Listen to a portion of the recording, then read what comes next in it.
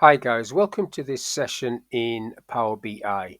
In this module, I want to talk about filters, how you can do filters and how you can stop filters. So on a basic report like this, when you click on, for example, a category in a chart, everything is filtered to reflect that. To get that filter off, you click off it. You can click on a table, it will filter that. The charts will both reflect whatever you've clicked onto. Now you can click off it by clicking there, or I could have clicked off it by clicking on there. Now you've also got this area on the right side of your screen, filters, which you can have collapsed out of the way or not. In there you can also do filters. It's totally up to you.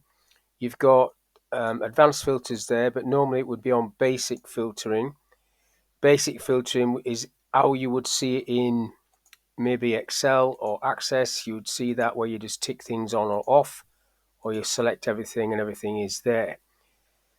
You've also got a little drop down here where you've got this feature, top N number, and then you can give a number in there. So if I wanted the top 3, for example, I've put the top 3 there, but I can't apply the filter because this is needing some input.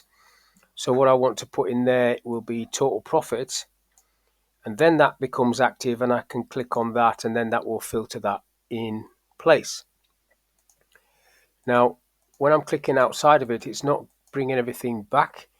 If I click on that at the top there, it's showing me this is the filter that's applied to this.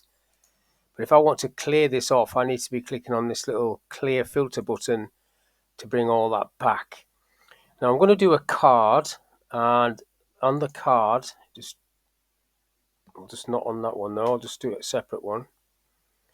Do a separate card so I don't overwrite that one. So I've got this card. What I want here is the total profit. So I'm going to click on total profit and that puts that figure in there. So that figure will also react when you click on any of these. It will react to show you what the impact of that is. If you hold your control key down, you can click on multiple things like that. But this card is constantly telling me the total profit depending on what I've got clicked. If I have nothing clicked, that's the total profit of everything. But what I want to do is, I do want that to happen, so I'll just make that a little bit smaller. I want to do another card, but this time I want it always to tell me that that is the actual total profit. I don't want to be reducing the profit when I click on a filter, so I'm going to take the filters off. So to do that, you need to create a new measure, and I'll click on new measure at the top there. I'll call it fixed profit, and I'm going to use the calculate function. So calculate, that's the one I want. And what I'm going to look at is total profit. Now I need to put that in square brackets. Total profit comes up, comma. Now it's asking for filters. I want to remove, selecting remove, and then remove filters comes up. And all I need to do is close the bracket on that and then close the bracket on the calculate function, and that will create that measure for me. If I tick that, that should come over here as fixed profit.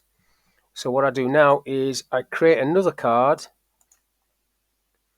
and I just tick fixed profit. At the moment it's exactly the same as that one, but when I start doing a filter, that one stays as 74k.